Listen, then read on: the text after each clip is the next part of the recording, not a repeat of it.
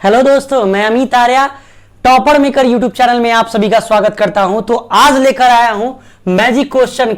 Subject है physics class 12th, जो मैंने अभी तक 3 वीडियो बना दिया हूं। अगर आप नहीं देखे हैं तो डिस्क्रिप्शन में लिंक दे दूंगा, आप जाकर जरूर देखिएगा। क्यों? देखिए, मैं एक सेशन लाया था जो कि 35 दिन में फुल्ली 350 टॉपिक जो है फिजिक्स जो है क्लास 12th का कंप्लीट कर दूंगा, ये मेरा वादा रहा। लेकिन कुछ नेटवर्क इशू यानी कि नेट का प्रॉब्लम के कारण कुछ दिनों से मैं वीडियो नहीं ला रहा हूं। इसके लिए मैं क्षमा याचना चाहता हूं आप सभी से। तो फिर आज लेकर आया हूं 31 से लेकर 40 तक का क्वेश्चन। ऐसे एक क्वेश्चन मैंने छोड़ दिया था, वो 29 जो मैं बताऊंगा, ठीक है ना। तो चलिए मेरे साथ बने रहिए। अगर इस YouTube चैनल पे नए हैं, आप इस चैनल को पहली बार आप देख रहे हैं तो सब्सक्राइब जरूर कीजिए। अगर सब्सक्राइब नहीं किए हैं तो ये तो सरासर नाइंसाफी है। पहले सब्सक्राइब कीजिए, पोस्ट कर वीडियो को पॉज कीजिए और सब्सक्राइब कीजिए, उसके बाद आइए। चलिए, मेरा क्वेश्चन आज का है, पहला क्वेश्चन यानी कि 29 में है, विद्युत विभव और विभवांतर से आप क्या समझते हैं। यानी कहने का मतलब कि विद्युत विभव या विद्युत विभवांतर से आप क्या समझते हैं। तो ध्यान से समझिएगा, ये नोट डाउन जरूर कीजिएगा, कॉपी पेन लेकर जरूर बैठिएगा, क्योंकि इससे बेहतर नोट्स आपको कहीं भी यूट्यूब में नहीं मिलेगा। ये गारंटी नहीं, एकदम आप देख लीजिए, ठीक है ना। अगर मिल गया ना तो जो कहिएगा सो नोट करते जाइएगा, ठीक है ना। अगर आपको 90+ स्कोर करना है तो नोट करते जाइए, ठीक है ना। तो पहला क्वेश्चन है आपके सामने, विद्युत विभव और विभवांतर से आप क्या समझते हैं। तो विद्युत विभव क्या होता है तो समझिएगा, इकाई आवेश, ध्यान से समझिएगा, इकाई आवेश को विद्युत क्षेत्र से, इकाई आवेश को विद्युत क्षेत्र से अनंत तक, ध्यान से क्या समझिएगा, इकाई आवेश को विद्युत क्षेत्र से अनंत तक, कहां तक, अनंत तक ले जाने में जो किया गया कार्य होगा, यानी कि किया गया वर्क होगा, वर्क डन होगा, किया गया कार्य, उसी को क्या कहेंगे, विद्युत विभव कहेंगे। समझ में आया? एक बार और मेरे साथ बोलिए, एकांक आवेश को विद्युत क्षेत्र से अनंत तक ले जाने में किया गया कार्य को विद्युत क्या बोलते हैं, विभव बोलते हैं। चलिए, इसे ध्यान से समझिएगा, इसे भी से सूचित करते हैं। इसे क्या चीज से सूचित करते हैं, भी से सूचित करते हैं। यह अदिश राशि होता है। कौन सा राशि होता है, अदिश राशि। मैंने पहला वीडियो में बता चुका हूं कि 12th क्लास का 90% जो होता है, सब जितना भी टॉपिक है उस अदिश राशि ही है, ठीक है ना। तो चलिए देखते हैं, अदिश राशि है, इसका ऐसा ही मात्रक भी से सूचित करते हैं इसको, ठीक है ना। इसका फॉर्मूला का अगर बात किया जाए तो V बराबर होता है W/Q, जहां V जो होता है विद्युत विभव होता है और W जो होता है आपका वर्क होता है यानी कि कार्य होता है, और Q तो जानते ही हैं, शुरू से ही पढ़ते आ रहे, आवेश होता है, चार्ज होता है। चलिए आगे देखते हैं, इसका ऐसा ही मात्रक का अगर बात करते हैं तो इसका ऐसा ही मात्रक जूल पर कूलम्ब होता है। क्या होता है, जूल पर कूलम्ब होता है। जी हाँ, या C के पावर माइनस, इसको कूलम्ब पर भी बोल सकते हैं। अगर बीमा का बात किया जाए तो ml के पावर 2, T के पावर -3 और I के पावर -1 होता है। इसको याद रखिएगा, एग्जाम में ऑब्जेक्टिव में पूछा जाता है, ठीक है ना। कोई प्रॉब्लम नहीं है। चलिए, बहुत अच्छा। चलिए आगे देखते हैं। मैंने पहला टॉपिक क्या पढ़ा, विद्युत विभव कंप्लीट किया। अब क्या पढ़ना है, विभवांतर, यानी कि एक ही क्वेश्चन में 2 क्वेश्चन है, एक क्वेश्चन में 2 क्वेश्चन इंक्लूड है, ध्यान रखिएगा। तो विद्युत विभवांतर से आप क्या समझते हैं, तो विद्युतीय, ध्यान समझिए, विद्युतीय क्षेत्र में स्थित, विद्युतीय क्षेत्र में स्थित, क्या फिर से देखिएगा, विद्युतीय क्षेत्र में स्थित स्थिर 2 बिंदुओं के बीच के अंतर को क्या कहते हैं, 2 बिंदुओं के बीच का जो डिस्टेंस अंतर होता है उसी को विभवांतर कहते हैं, विद्युत विभवांतर कहते हैं। समझ में आया? 2 बिंदुओं के बीच के अंतर को विभवांतर कहते हैं। ध्यान रखिएगा, इसे भी से सूचित करते हैं, इसको भी क्या चीज से, भी से। इसका ऐसा ही मात्रक बोल्ट होता है। क्या होता है, बोल्ट होता है। अगर बीमा का बात किया जाए तो ml के पावर 2, T के पावर -3, I के पावर -1 ही होता है। तो दोनों का बीमा देख लीजिए, सेम ही आपको देखने को मिलेगा। तो आज का पहला क्वेश्चन समझ में आया, विद्युत विभव क्या होता है या विद्युत विभवांतर से आप क्या समझते हैं। अगर अकेले पूछे तब भी बता देंगे, अगर दोनों साथ में पूछे तब भी बता देंगे। क्लियर है? क्लियर है? तो एकदम लाइक कीजिएगा, कहिए सर जरूर, मुझे बहुत अच्छा लग रहा है, समझा अच्छे रहे हैं, बहुत अच्छा मुझे समझ में आ रहा है, कमेंट कीजिए। नेक्स्ट क्वेश्चन आपके सामने है, समविभवी तल क्या होता है? समविभवी तल क्या होता है? तो देखिए एक एग्जांपल के तौर पे यहां बता रहे हैं, देखिएगा यहां पे अगर मान लीजिए यहां पर प्लस कोई आवेश है इस तरीका से और माइनस ए आवेश इधर है, तो ये आवेश जो लंबवत पड़ता है ना इस तरीका से ये, तो इसको हम समविभवी तल कह सकते हैं। तो हम कहेंगे कि ये जो क्वेश्चन है समविभवी तल से आप क्या समझते हैं या क्या है, तो ध्यान रखिएगा, वैसा विद्युतीय तल जिसके प्रत्येक बिंदु का, वैसा विद्युतीय तल जिसके प्रत्येक बिंदु का विद्युत विभव समान होता है। प्रत्येक विभव क्या होता है? विद्युत विभव समान होता है, ठीक है ना, उसी को क्या बोलते हैं? समविभवी तल के नाम से जानते हैं। इसमें जगह नहीं था इसीलिए इसका फिगर आप ये वाला जरूर बना लीजिएगा, ठीक है, ये वाला फिगर आप बना लीजिएगा इसमें, ठीक है। नेक्स्ट क्वेश्चन आपके सामने है, समरूप विद्युत क्षेत्र, समरूप विद्युत क्षेत्र द्विध्रुव में, ध्यान से समझिए, समरूप विद्युत क्षेत्र में द्विध्रुव की स्थितिज ऊर्जा क्या है? ये क्वेश्चन एग्जाम में न के बराबर पूछता है। देखिएगा ये क्वेश्चन एग्जाम में पूछा है, ठीक है ना, आप ध्यान से रखिएगा, ये वाला क्वेश्चन और ये वाला क्वेश्चन एग्जाम में पूछ चुका है, ध्यान से समझिए इस बात को, ठीक है। तो समरूप विद्युत क्षेत्र में द्विध्रुव की स्थितिज ऊर्जा क्या है? तो देखिएगा दो, देखिएगा क्या है कि जब दो, ध्यान से समझिएगा, दो या दो से अधिक विद्युतीय आवेश के बीच, दो या दो से अधिक विद्युतीय आवेश के बीच में क्या हुआ? आवेशों, विद्युतीय आवेशों के बीच आकर्षण या प्रतिकर्षण बल कार्य करता है, आकर्षण या प्रतिकर्षण बल कार्य करता है। यदि इन आवेशों को एक दूसरे से दूर ले जाया जाए या एक दूसरे के पास लाया जाए, एक दूसरे से दूर ले जाया जाए या एक दूसरे से पास लाया जाए, ठीक है ना, समीप लाया जाए, तो इस बल की विरुद्ध कुछ कार्य करना पड़ता है, इस बल के विरुद्ध कुछ ना कुछ कार्य करना पड़ता है। और इसी कार्य को करने के लिए क्या होता है कि उन आवेशों के स्थितिज ऊर्जा के रूप में, एक प्रकार का ऊर्जा के रूप में संचित रहता है, जिसे हम विद्युत स्थितिज ऊर्जा के नाम से जानते हैं। समझ में आया? क्लियर है? नहीं आया तो फिर से देखिए, ठीक है ना, दो या दो से अधिक विद्युतीय आवेशों के बीच आकर्षण या प्रतिकर्षण बल कार्य अगर करता है, यदि एक दूसरे के या तो दूर हटता है या तो एक दूसरे के समीप आता है, अगर समीप आता है तो उसके बाद इस बल की विरुद्ध कुछ ना कुछ कार्य करना पड़ता है, और यह कार्य उन आवेशों के स्थितिज ऊर्जा को संचित रखता है, और संचित रखने के कारण हम कह सकते हैं कि विद्युतीय स्थितिज ऊर्जा कहलाता है। तो देखिए हम आप सबके लिए बहुत मेहनत कर रहे हैं, उम्मीद आपका भी कर्तव्य बनता है कि आप भी मेरे लिए कुछ कीजिए। तो इतना तो कीजिए कि लॉकडाउन है इसका फायदा उठाइए, कोई भी जो बच्चा है जो गरीब है उसको ये वीडियो पहुंचाइए, ठीक है ना, फ्री में पढ़ा रहे हैं। अब आपको क्या चाहिए? मोबाइल आपके पास है, नेट है, तो अब इसका इस्तेमाल आप इस चीज में क्यों नहीं करते? क्यों आप टिकटॉक तो बैन हो गया, और कोई बहुत सारा ऐप आ चुका है, या पबजी वगैरह में आप सब बिजी हैं, तो ये सब चीज़ को छोड़िए, अपने लाइफ को कुछ अलग तरीका से ले जाइए।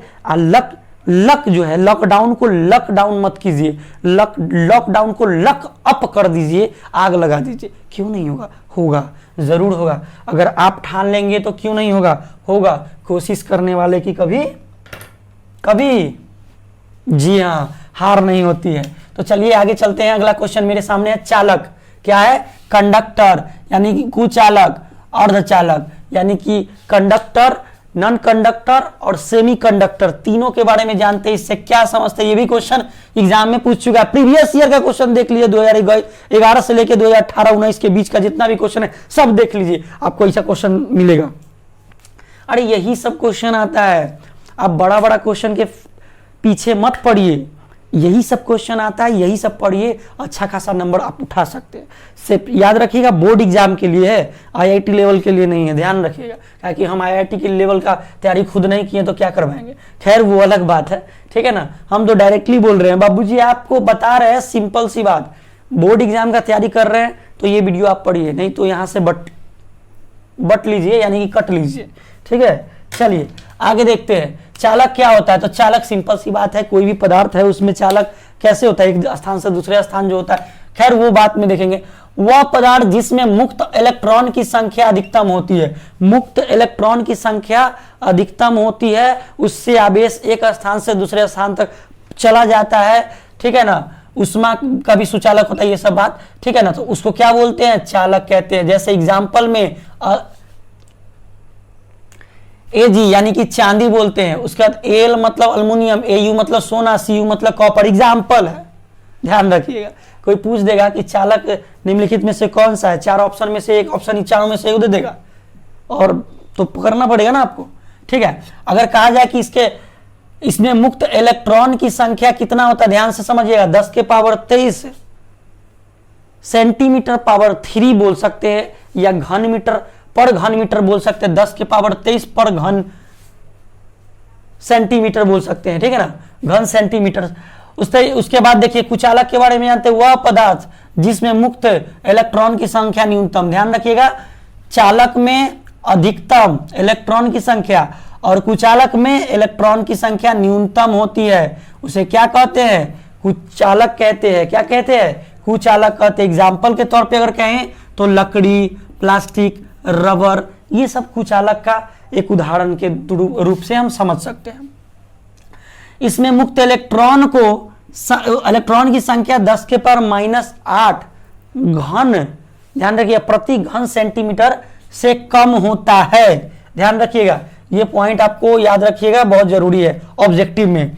ठीक है, अर्धचालक क्या होता है, तो देखिए वह पदार्थ जिसमें मुक्त इलेक्ट्रॉनों की संख्या कुचालक से अधिक होना चाहिए, कुचालक से अधिक होना चाहिए, लेकिन चालक से कम होना चाहिए।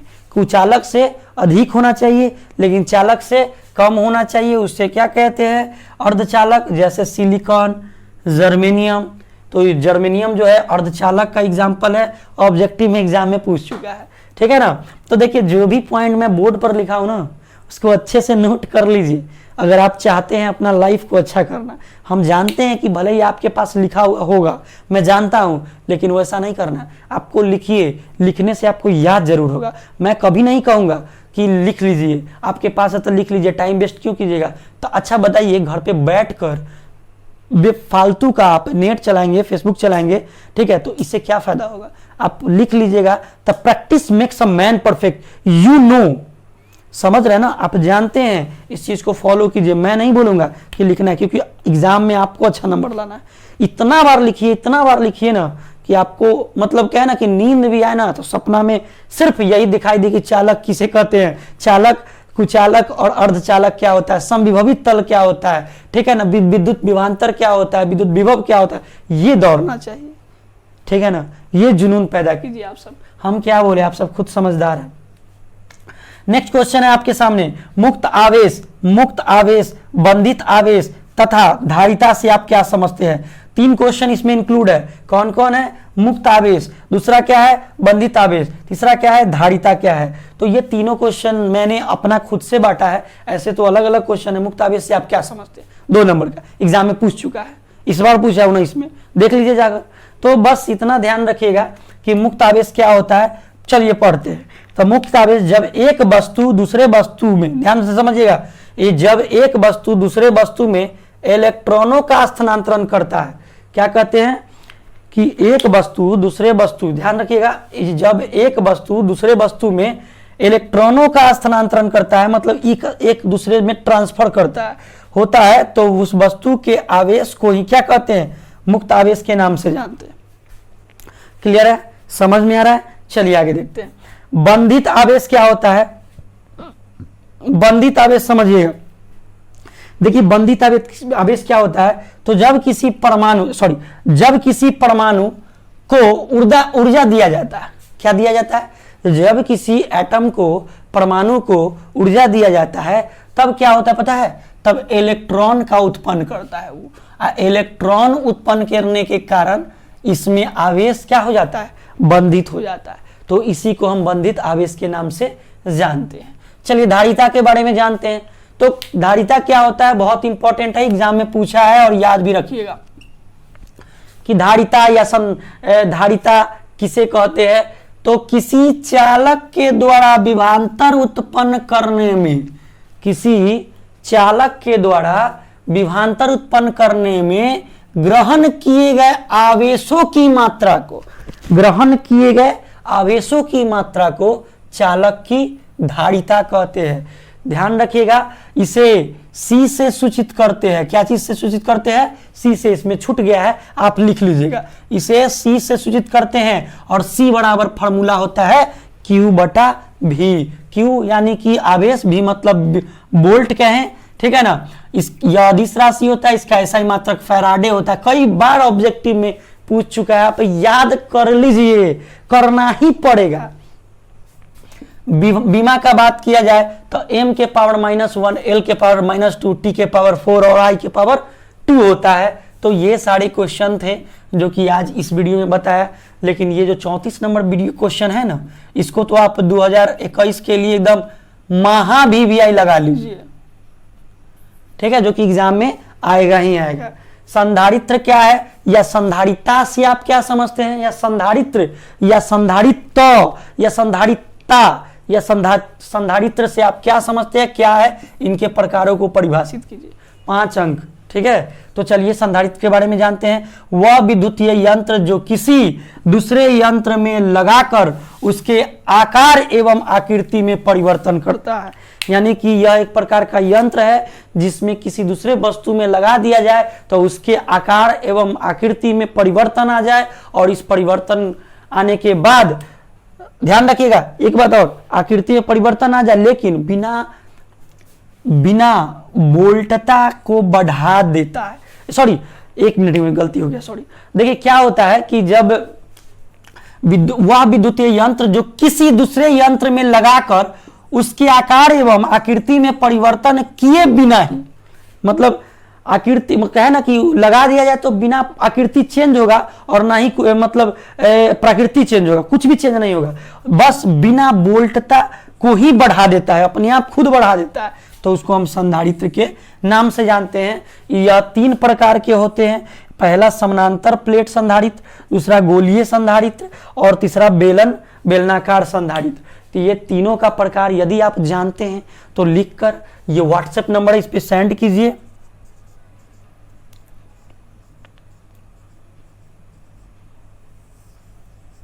मैं देखूंगा इस पे आपका कि हाँ सही में आप सॉल्व किए हैं। अगर नहीं तो अगला वीडियो में मैं मतलब आगे मैं बता दूंगा, ठीक है। तो आज के लिए यहीं पर, आगे देख लीजिए आपको कैसा लगा। आपको अगर अच्छा लगा होगा तो जरूर कमेंट बॉक्स में लिखिए। इससे आगे जो है 34 के बाद 35, 36, 37, 38, 39 और 40 6 क्वेश्चन है जो कि कल मैं लाऊंगा, ठीक है ना। आज का 5 ही क्वेश्चन रहने दीजिए, कल से मैं दूसरा टॉपिक मतलब दूसरा आगे लाऊंगा। आज थोड़ा थका फील कर रहा हूं इसीलिए। तो आज का सेशन कैसा लगा कमेंट बॉक्स में जरूर बताइएगा, ठीक है। तो धन्यवाद, जय हिंद। तो लिख लिए होंगे। चलिए अब जो 3 टाइप जो था, 1 नंबर समांतर संधारित्र प्लेट वाला जो था, वो बेलनाकार वाला था, ये तीनों को आप या तो उसको छोड़ दीजिए क्योंकि ये 5 अंक का पूछा जाता है। अब मैं जब 5 नंबर का लाऊंगा ना तो 100% उसमें पूरा विस्तार से बताऊंगा और PDF भी दूंगा, ठीक है ना। अगर आता है तो आप लिख लीजिएगा, ठीक है। मेरे पास जगह नहीं था, पूरा बोर्ड लिख देने के बाद हमको याद आया ना कि वो उसका आंसर देना है, ठीक है ना। तो वो आप दीर्घोत्तरीय में देख लीजिएगा, ठीक है ना। मैं बताऊंगा, जरूर बताऊंगा।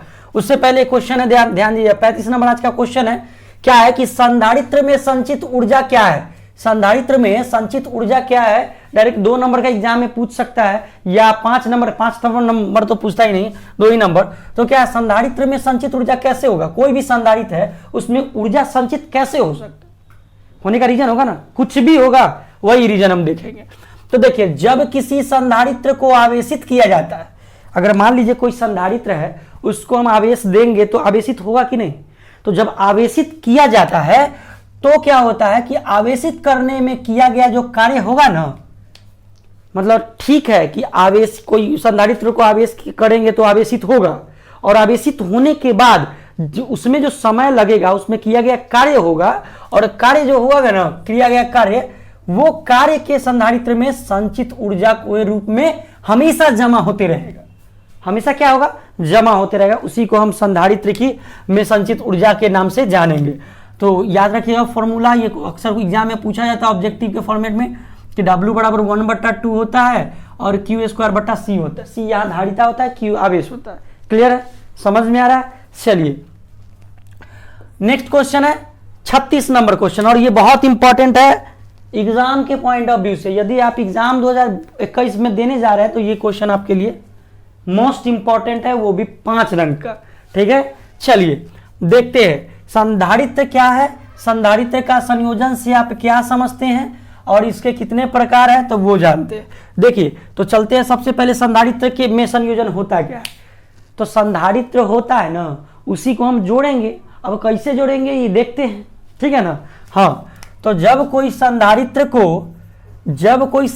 की धारिता यानी कि C1, C2, C3, C4, C5, C6 आगे Cn तक वो धारिता हो और तथा इस संधारित्र को एक ही परिपथ में एवं विभिन्न परिपथ में, एक ही परिपथ में जोड़िए या विभिन्न परिपथ में जोड़िए, उसको हम कह सकते हैं, इस जोड़ने की प्रक्रिया को क्या कह सकते हैं, संधारित्र की संयोजन कह सकते हैं। समझ में आया। फिर से एक बार देखिएगा मेरे साथ कि जब कोई संधारित्र की धारिता को यानी कि C1, C2, C3, C4 या Cn तक अगर रहे, ठीक है ना, तो उस धारिता को तथा उसमें संधारित्र एक परिपथ हो, उस एक परिपथ में जोड़िए या विभिन्न परिपथों में जोड़िए।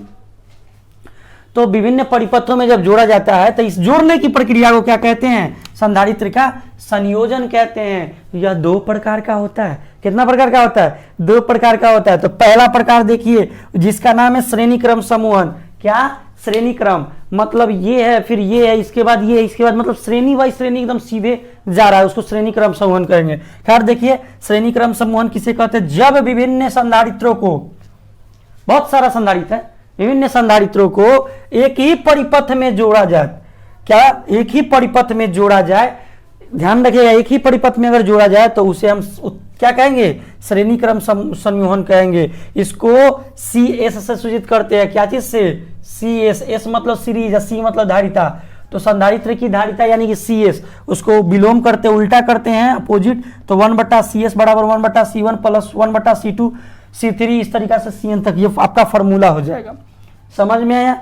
आगे देखते हैं दूसरा, आपको समझ में आ रहा है। देखिए पहला समझ में आ रहा है ना, चलिए दूसरा देखते हैं, समांतर क्रम समूहन।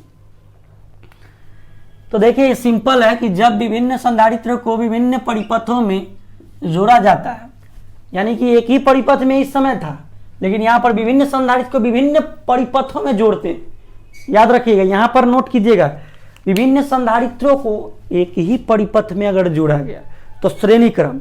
अब विभिन्न संधारित्र को विभिन्न परिपथों में जोड़ा जाए तो आपका क्या हो जाएगा, समांतर क्रम समूहन के नाम से जानते हैं। इसको CP से सूचित करते हैं। CP बराबर C1 plus C2 plus C3 plus C4 C5 C6, जो भी आगे Cn तक हो सकता है। क्लियर है, समझ में आ रहा है। चलिए आ रहा है नेक्स्ट क्वेश्चन, आगे बढ़े ना। चलिए अच्छा आगे देखिएगा 37 नंबर क्या है, तो करोना आवेशन क्या होता है। बहुत इंपॉर्टेंट क्वेश्चन है, एग्जाम में 2 अंक का पूछ भी देता है। इसका फिगर मैं इधर बनाया हूं, ठीक है ना। एक चक्री है, उस चक्री के माध्यम से दिखाई दे रहा है। अगर मान लीजिए कि इधर से चक्री घूमेगा तो नीचे से, एग्जाम्पल में जानिए, कभी आटा मतलब गेहूं पिसवाने गए हैं ना, तो गेहूं पिसवाने गए हैं तो देखते हैं ना चक्की तरह से एकदम घूमते रहता है, रबर के बेल्ट के जैसा। उसी प्रकार यहाँ पर समझिए एक चक्की है, अगर प्लस आवेश है तो इस पर इस तरीका से घूमते रहता है। तो नोकीला भाग है, तो नोकीला भाग पर देखिए यहाँ पर इकट्ठा हो जा रहा है। समझ रहे हैं ना। हाँ समझिएगा ध्यान से, हम बताएंगे अभी तुरंत आपको समझाएंगे। देखिएगा नोकीले भागों की क्रिया में, नोकीले भागों की क्रिया में नोकीला भाग जो है लगातार आसपास के हवा कणों एवं धूल कणों को आवेश देते रहता है।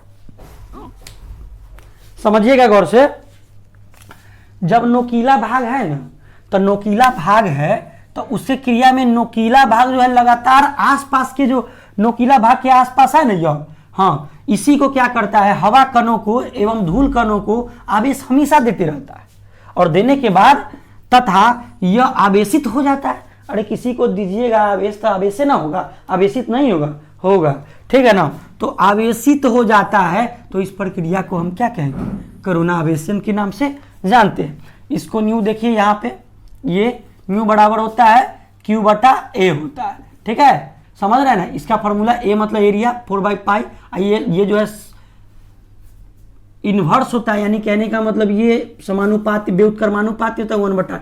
तो ये पॉइंट आपको याद रखना होगा, ज्यादा कुछ नहीं है, ऑब्जेक्टिव में ये क्वेश्चन पूछ देता है। ठीक है, चलिए नेक्स्ट क्वेश्चन है, बहुत इंपॉर्टेंट है, 1D ग्राफ जनित्र। ध्यान रखिएगा, 1D ग्राफ जनित्र को प्रूव कीजिए। ये 5 नंबर का मैं एक प्लेलिस्ट बना दूंगा जिसमें कि लगभग टोटली 20 से 25 ऐसे क्वेश्चन होगा जो दीर्घ उत्तरीय होगा। ठीक है ना, हम रेगुलर नहीं, हम 2 दिन 3 दिन पर एकदम बढ़िया से आपको एक एक वीडियो जो है डाल दूंगा। क्यों डालूंगा? क्योंकि दीर्घ उत्तरीय एग्जाम में 5 नंबर का पूछता है, मतलब लगभग ज्यादा पूछता है, यानी कि 4 में से 2 का जवाब देना होगा ना, तो मैं लगभग 15 से 20 क्वेश्चन में डालूंगा, उसी में से एग्जाम में क्वेश्चन आएगा। तो उसमें शामिल आपका क्या होगा, 1D ग्राफ जनित्र। आप पढ़े होंगे, नहीं पढ़े होंगे तो बताएंगे हम। थोड़ा इसका उपयोग जान लेते हैं, इसका उपयोग के बारे में जान लेते हैं। उपयोग क्या है कि 1D ग्राफ का उपयोग जान लेते हैं। उच्च विभव उत्पन्न करता है।